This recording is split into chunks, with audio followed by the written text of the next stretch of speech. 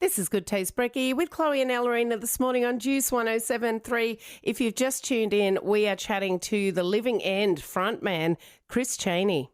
It is quite the lineup that you're a part of this weekend, The Sound. Tell us about it. How did it come about and who are you looking forward to seeing? Well, it came about just through Jimmy. Jimmy Barnes, I've that known- is. First name basis. Yeah. Yes. Australia's favourite son. Australia's other favourite son. Yes. He just called. We've known each other sort of forever, and he just called last week and said, "Hey, I'm doing this thing as a tribute to Billy Thorpe, and I want you to play guitar on it if you're up for it." So, and I knew Billy a little bit, and always been a fan, and loved Jimmy. So obviously I jumped at it, and so it's with him and myself and Mahalia, his daughter, and Jimmy's band basically, and we're doing.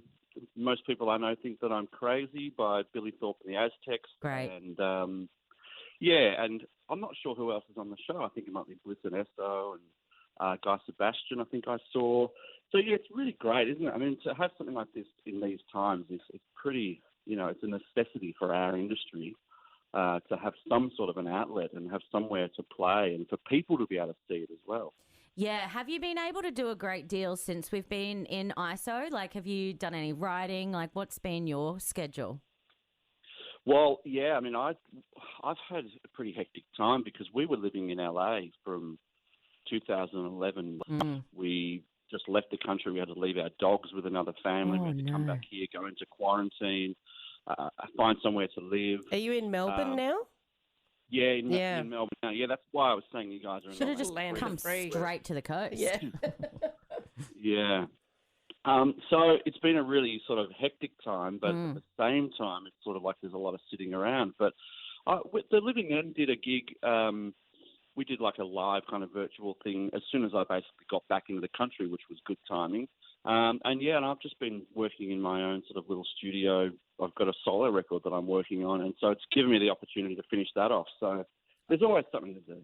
Yeah, that's awesome. Hey, when you said you left your dogs back over home, are they the two that are on your Instagram? Because you've got a pre-ISO photo of them and then ISO, and they are like going each other. Is that your dogs?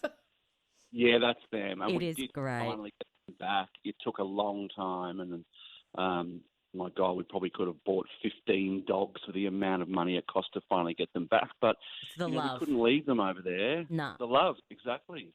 So that was a pretty special day when we had to drive out to Tullamarine Airport and pick them up, because there was a stage there where we thought we might not actually get them back because they were starting to close off all flights for pets and all sorts of things. And did they have to quarantine as well coming into here? Yeah, they had to do, I think it was 10 days from when they landed. Oh, that's not too bad. Yeah.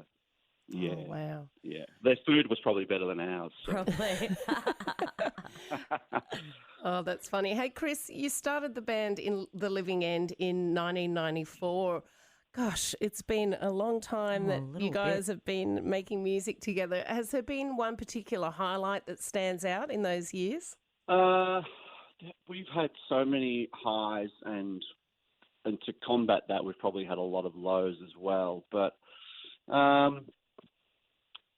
don't know. It's so tricky when I get asked this question, because we've just had some really amazing experiences that if you had told Scott and I, when we started this band and we were like 15, that, one example is like a year ago, basically to the day, we were in Europe on tour, and we were playing with the band called the Stray Cats, which was the band that basically were the reason we formed a band in the first place. And we were obsessed with this band when we were kids, and we were in London playing with them on their 40th anniversary tour, which was just like kind of pinch yourself. And then the week after that, we flew back here and we played at the Big Red Bash out in the Birdsville track here in Australia with Midnight Oil, which was the other band that was basically Scott's favourite childhood band. So it was like in the space of a week, we got to support and hang out with our two favourite bands from when we were kids that,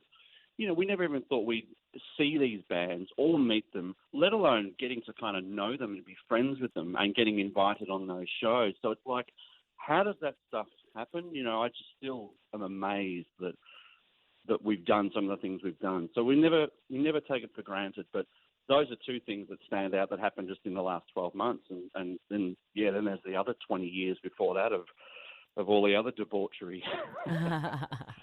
Yes, well, so cool. we are so looking forward to seeing you perform again this Sunday night on ABC for the Sound. The lineup is pretty impressive. Tones and I, Guy Sebastian, Bliss and Esso, Vicar and Linda, Missy Higgins, Jessica Mauboy, John Butler, and then there's you with Jimmy Barnes and Mahalia Barnes. So great. Doing a tribute. So thank you so much for joining us this morning, Chris Cheney from The Living End. And no worries. We're actually going to play one of your songs from The Living End right now. We're going to play All Torn Down because it was one of my faves. All right, nice. Blast from the past. How about that? Thanks so much for joining us on the show, Chris. Have a great day. Thanks, guys. See ya. Bye. See ya.